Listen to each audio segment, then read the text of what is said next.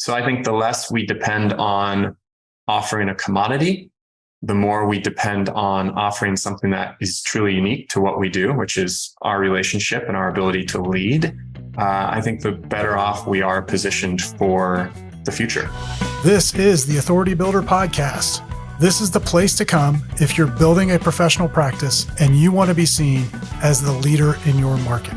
We're going to interview the top experts throughout professional services, and we're going to share insights with you to help you grow your firm and be positioned as the only choice that clients ever want.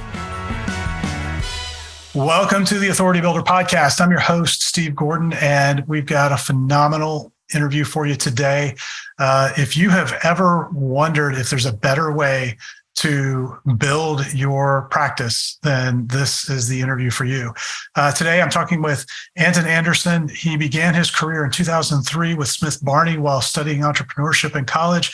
Graduated from the University of California at Santa Barbara and in the top 3% of his class. So he's a smart dude.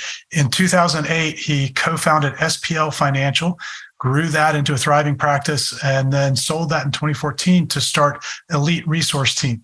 They're recognized as one of the top training companies for financial advisors and accountants, and he has thousands of clients across North America. And as CEO, he spends most of his time on the long-range strategic company initiatives. And I have to tell you, I know a little bit about the model that he's going to share with you today, and it is a powerful way to grow a practice. Anton is also a published author. He's lived in the United States, Australia, the UK, and now resides in San Diego. Anton, welcome to the podcast. Super excited to have you here.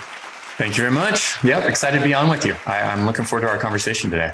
Yeah, well, I know we have an awful lot of financial advisors and accountants listening, and a lot of other allied professionals who are probably like, wait, there's a different way to build a service practice.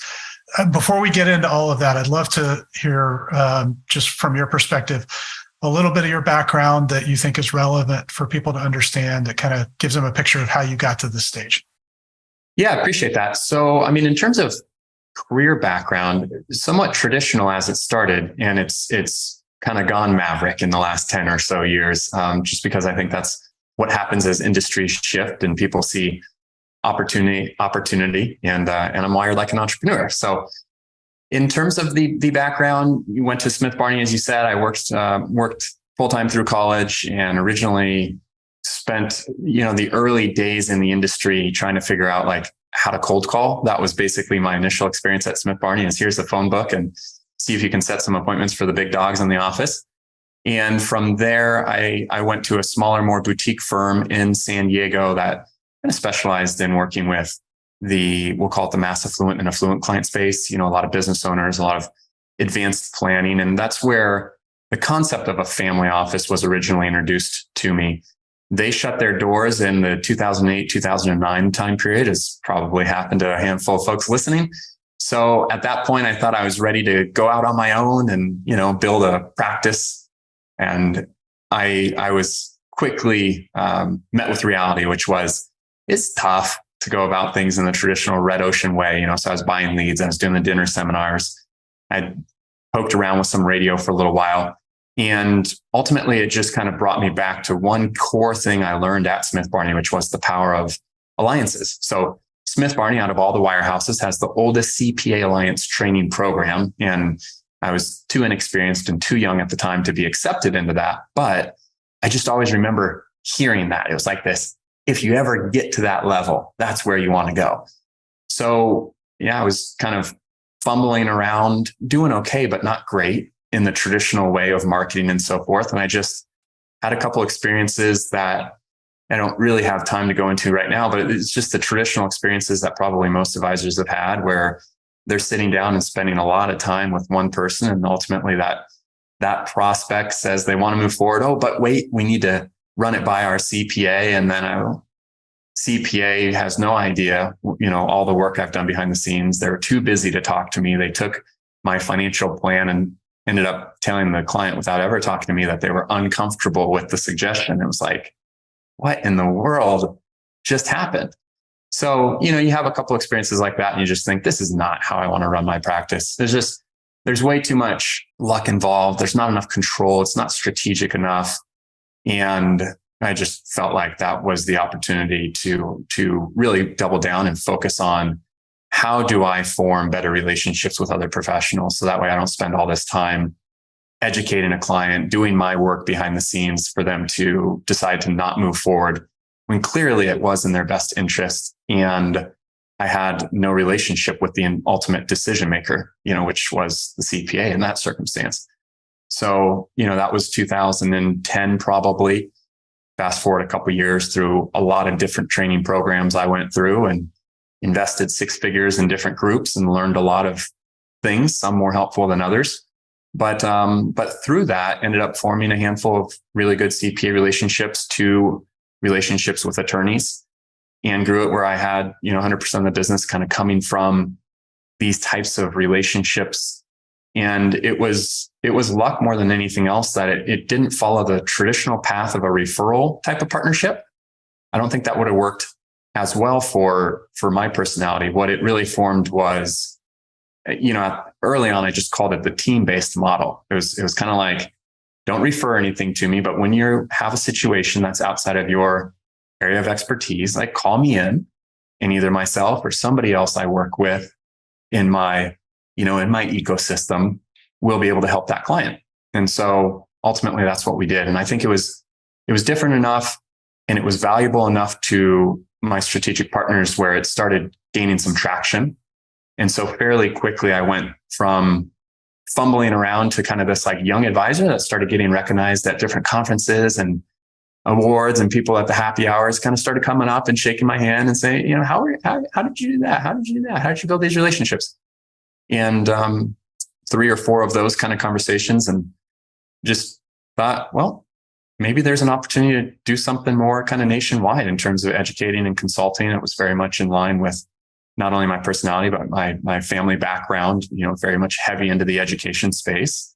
So talked to a business partner, and 2 of us decided to launch Elite Resource Team in kind of late 2014 with that mission of educating financial advisors and insurance agents how to form these types of team-based relationships with CPAs and attorneys. And, fairly quickly kind of started growing, and we've worked with over 1,200 advisors now, hundreds of CPAs, dozens of attorneys, and built up, I think, a pretty robust virtual family office of over 50 experts nationwide that support that community. So it's been a fun ride, and COVID has certainly helped us, I think, grow, because people have been forced out of their comfort zone to think, oh, you need to employ people in your office, or you need to be able to drive to a client or sit down with a CPA face to face. Very quickly people realized I can be in California and you can be in Florida. We can be just as effective and profitable, if not more. So that's kind of where we are. And that's a little bit of the background that led me to this place. Well, that gives us a lot to unpack. I know for so many of the financial advisors we work with, one of the things that is kind of like the holy grail for them is getting relationships with allied professionals. The 2 that I hear most often are CPAs and estate planning attorneys. And for a lot of the advisors, they think, well, if I just get that, that'll be it. And they're thinking of it in terms of a referral relationship.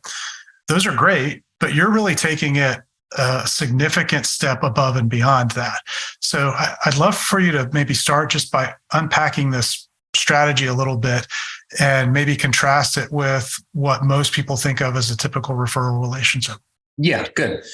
So, and I appreciated how you preface the question by saying those can be good or those can be great. So the way I often look at it is you have a really poor, outdated mindset, which is like they are adversaries. You have a financial advisor, you have a CPA, you have an attorney, you have an insurance professional, and they can't cooperate or play nicely in the sandbox because they all have dueling advice. And I think that's the worst place to be as a service professional. And I see that a lot still. It's everybody's throwing sand at everyone else. From there, you have one step better, which is a significant step, but we have the ability to cooperate. That's kind of the referral model, which is we understand that we aren't the only solution that a client needs. Even if you're the best financial advisor, they still have needs that are outside of your area of expertise. And if you ignore that, then I think you are either one, limiting yourself to working with really simple client situations, or two, you're massively underserving your clients. Because any type of mass affluent business owner, they need more than just your one slice of the pizza. They need a more comprehensive approach, which includes estate planning, business succession planning, legal services, tax planning, etc. So cooperating is kind of like average. It's kind of the middle level. It's better than the ones that are adversarial, but it's nowhere near as effective as the ones that will truly collaborate, right? So you have adversaries, you have cooperators, and then you have collaborators. Collaborators are people that actually come together and set their personal agenda aside and will proactively and holistically have conversations about clients' circumstances to make sure that they're bringing the most value to the table. It's that old synergy, right? 1 + 1 = 11 kind of deal.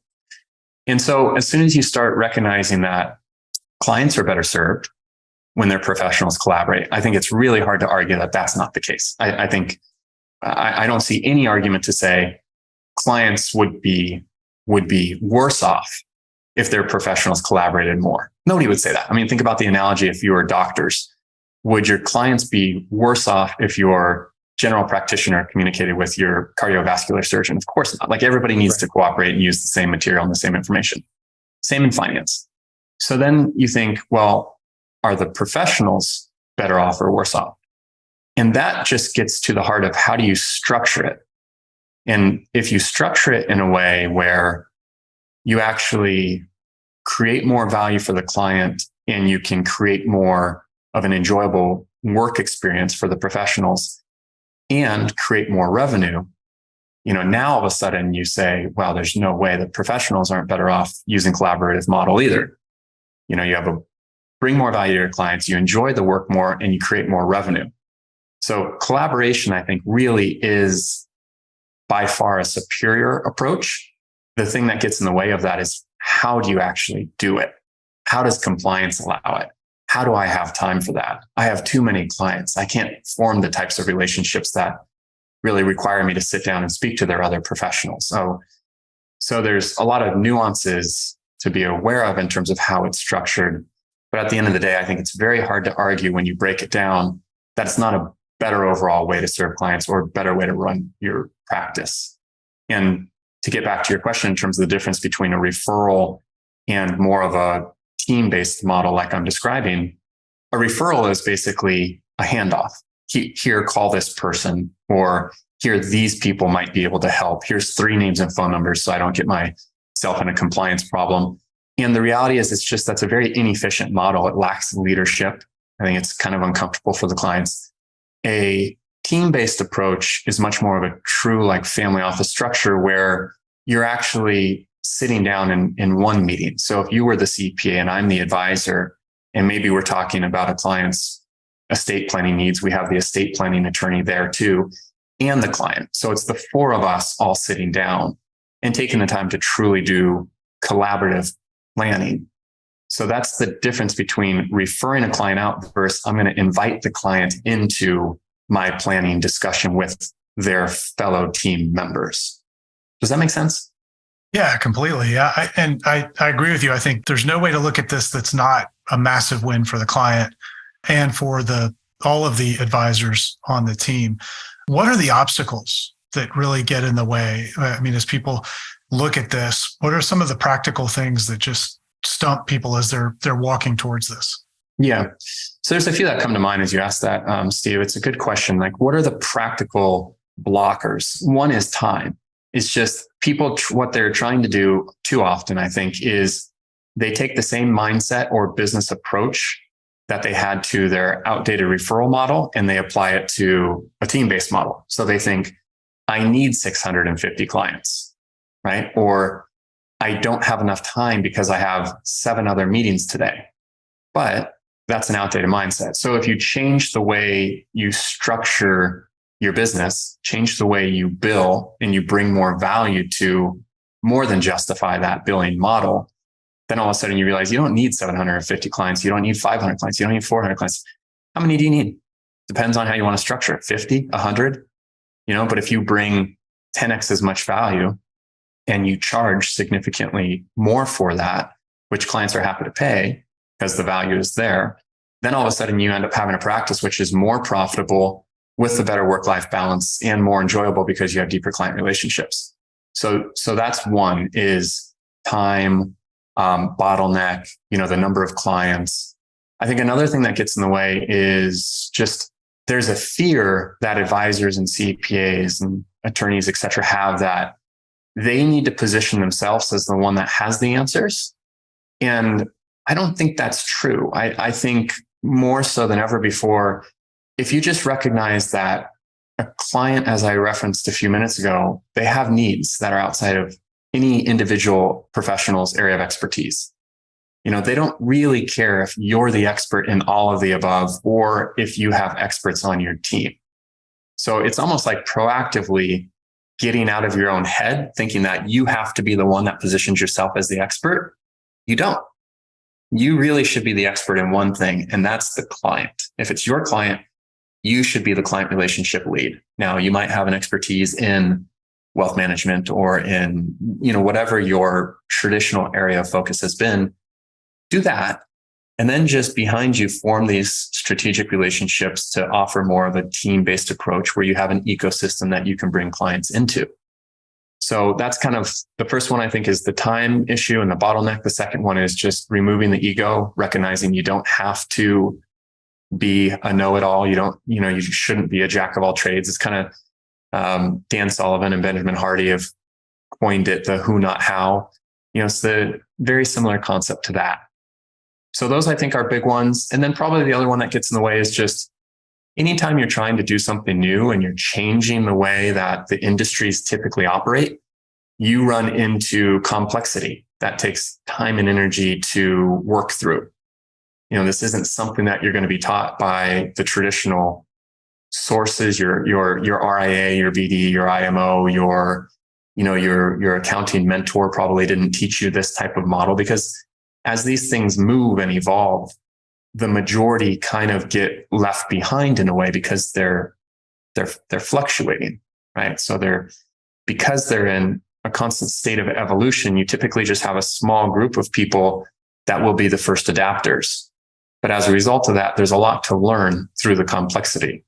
So I like to think part of the value that we would bring to the table is like showing you how to actually navigate the complexity, because not only have we taught others to do it, but probably more importantly, we've done it ourselves. I mean, one of my business partners is an accountant, grew his accounting firm using the core principles of the team-based model, sold it for over $45 million. So we've been in the professional's shoes, and whether it's us or somebody else, learning from other people that have done it, I think is probably the best way to navigate it. Yeah, that makes total sense. And, you said something in there that I think, and you went over it quickly, but I think it probably strikes fear in the hearts of most professionals. You talked about fewer clients and charging a lot more. Yeah. And those are scary things. I mean, we go through it just trying to get someone to narrow down a niche for their marketing, not for the whole business. But really what you're talking about is probably shedding clients if they've got a traditional practice, at least over time, and then really dramatically increasing fees to make up for it, but delivering a lot more value. What kind of pushback do you see from that? Because I think those are real mindset struggles that people have to address. And what's your best argument for overcoming it? Yeah, I used to make the argument proactively with people, and I still can't. I can show the numbers. What does it look like if you have 500 clients, but your average client is making you $1,000 a year? What does it look like if you have 100 clients, but your average client is making you $5,000 a year? You can mathematically show these things. What we recently started doing is our coaches will actually sit down and look at your book of business. And then we will break down how many clients do you have, and we'll segment the revenue by 20%, right? So we'll start with the top 20%. Okay, you have 600 clients. What's the top 20% make you? And it often is, 70, 75% of the firm revenue. Okay, what's the next 20%? So that's 40% of your clients make you how much? 85% of the firm revenue. Okay, What's the next 20%? And quickly what you see is within the top 60%, you're often making 90% or so of the revenue, which means you go down one more and you're at 97% of the revenue. And then the bottom 20% of your clients are often only making you a couple percentage points of your total firm revenue. So we can put in place a really strategic plan to say, well, what do we do about this? You can fire clients, you can raise prices, you can hire somebody that handles the bottom 40% as an example. You can work with outsourcing. I mean, those are all things that we would help somebody strategically analyze their client base and decide what's the path forward. Then we look at the top 40%. Okay, we're going to send letters to them introducing this new proactive and holistic planning service, letting them selectively raise their hand and say whether or not they're interested in having a further conversation about this. Overwhelmingly, people are. One of the terms I hear often is, I say right now, I feel like I have this hodgepodge of advisors, a financial advisor, a CPA, a couple of attorneys, but none of them truly talk. So if you're telling me that you're going to be collaborating with all of them for me or with me, phenomenal. I would love that type of relationship with you. So we can very quickly, with a pretty low degree of risk, actually show people using their actual numbers what this transition would look like. So as soon as you can do that, you start shining some light in those corners of the room that are kind of scary before, because your mind's running wild about what it might be if you were to take that risk.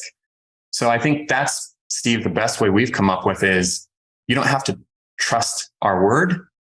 We can actually show you, based on your current client circumstance, how to go about it, and then do it in a very strategic way where you're not having to kind of burn the boat. You can do it slowly and strategically, one client at a time. And it usually only takes a few clients and some positive feedback for people to go, oh my gosh, this is phenomenal. Well, you've eliminated the leap of faith.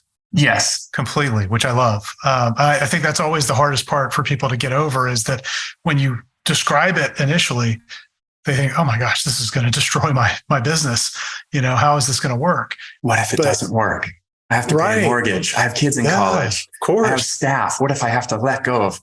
Those are all very real concerns, right? Yeah. And I think until you're able to show people, no, there's a path here. We're not going to flip a switch on day one and get rid of 80% of your clients. There's a way to approach this and I think, to your point, most of the people who are listening to this have that 40% or 20% of clients that would be super excited about this. I mean, I could tell you right now, my own personal situation, I don't have that. Yeah. And I'm in the process of coordinating a lunch with my team of advisors to say, hey, we need to do this on a regular basis, and if none of them are going to, coordinate, then I will, because I need it. Yep. Most people won't go to that length to make that happen. And so that's right. I think it allows you as an advisor or a CPA, whatever role you're in the team, to sort of be the leader. That's right. And start to put this together. So I think it's super smart. So talk a little bit about what it's like once someone has sort of made this transition. What's it like to be a professional inside of a firm that's now built on the team concept? Good question. Ironically, earlier this morning, I was just talking with an advisor about kind of what are the options now that he's starting to head this path. So, you have some professionals that they're a little burnt out and they want a better work-life balance and they want to feel like they're earning what they should earn, right? And so that's one path. You have less clients, you have a little bit of an improved work-life balance, more enjoyment to the career. And I think the other path is more of, well, we've built something unique. The majority of the industry are definitely not doing this.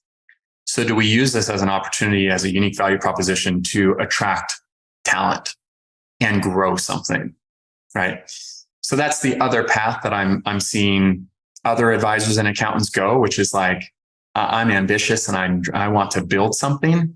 Now that I've built this inside of my practice, I'm using this as a pretty incredible talent magnet because it has all of the features of a better work-life balance, a higher revenue opportunity, deeper relationships with clients. It's different, so we can win better business. We're growing organically because of the story that our clients are telling other other clients. And then in that way, it kind of becomes this engine to actually, grow a nice, profitable practice in a way that most of the industry is kind of struggling with. How do we grow something? And then ultimately, how do we attract talent and how do we sell? Yeah. Well, and I think for all of the professionals that you're dealing with here and what we've talked about today, they're all in professions that are facing significant commoditization pressure. Absolutely. And this is the answer because, for the accountant, it's not about how well you can add and subtract. For the financial advisor, it really has nothing to do with the product. All of that, somebody can go get now at 1-800-NO-HELP. But if you can add this additional layer of value that is custom and personalized, it's total game changer, I think. I would imagine you would say that it is based on your experience. Yeah, I would. I would say that, and obviously I'm a bit biased, but yes, it's based on experience, and I think your personal story validated that, of just hearing me describe it and then thinking to yourself, interesting, I'm actually trying to create that right now with my professionals. And you're right when you say most people will not go to that degree of effort to organize their professionals.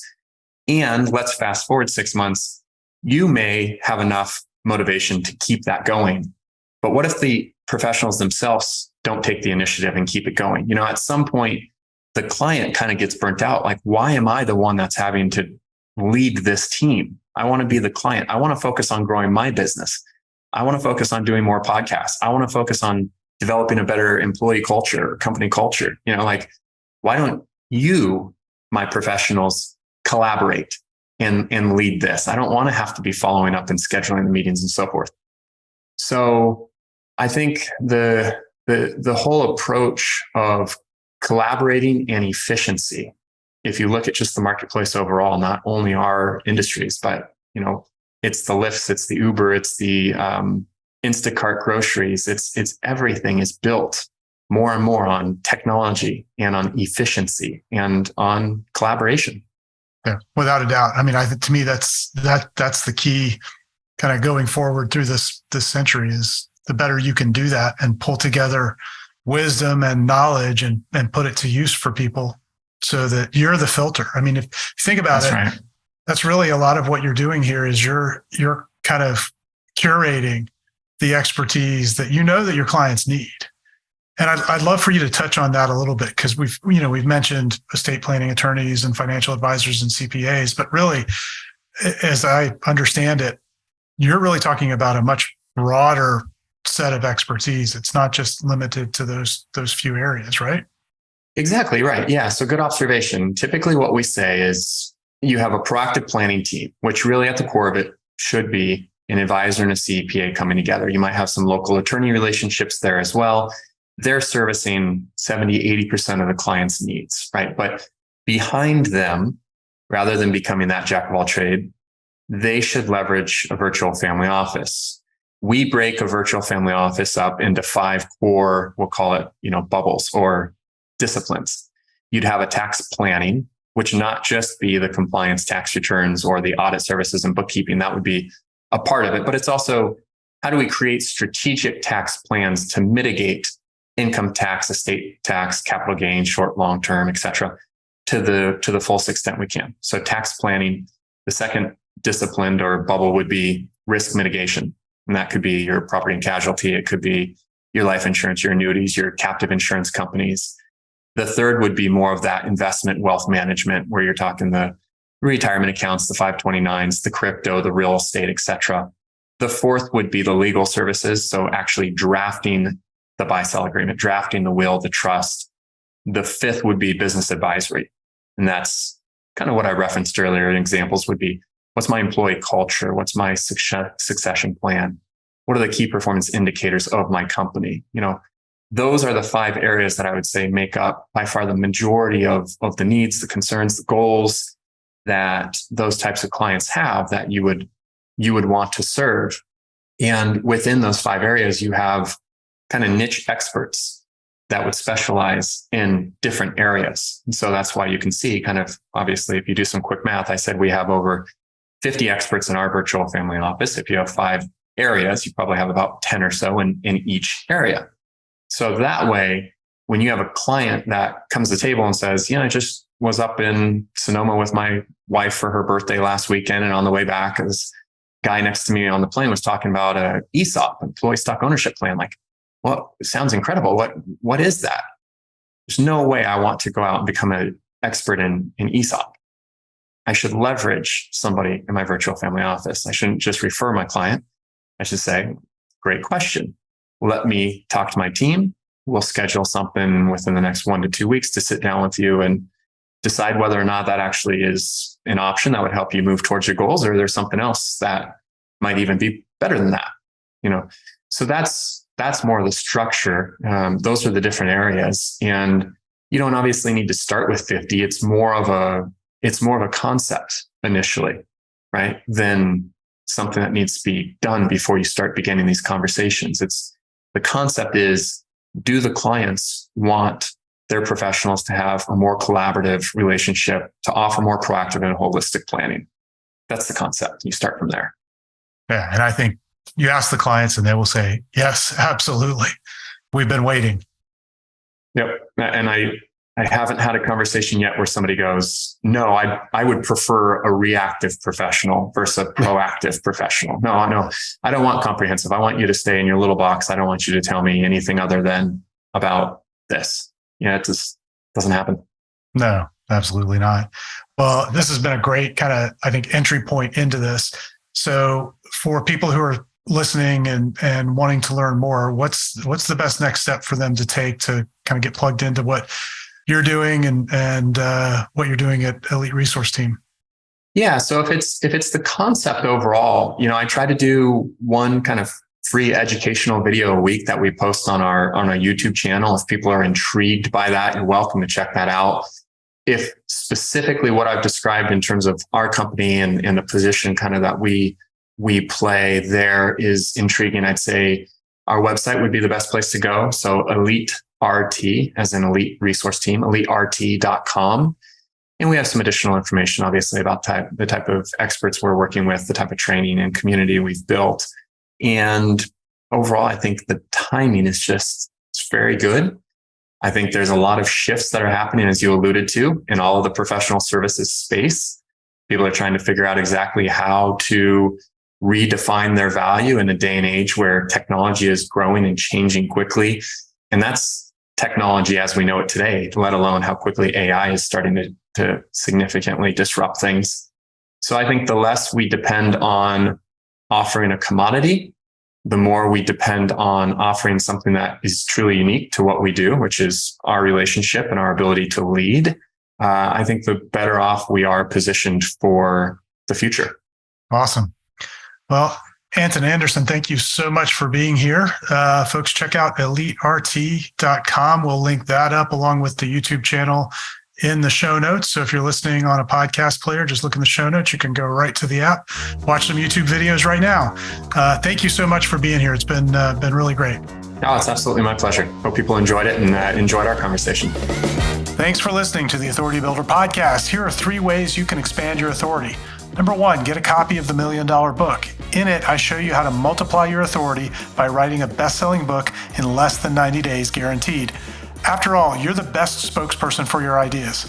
Go to authoritybuilderpodcast.com/book and get your copy. Number 2, join me for an upcoming Write Your $1 Million Book Accelerator, and let's jumpstart your authority building book now.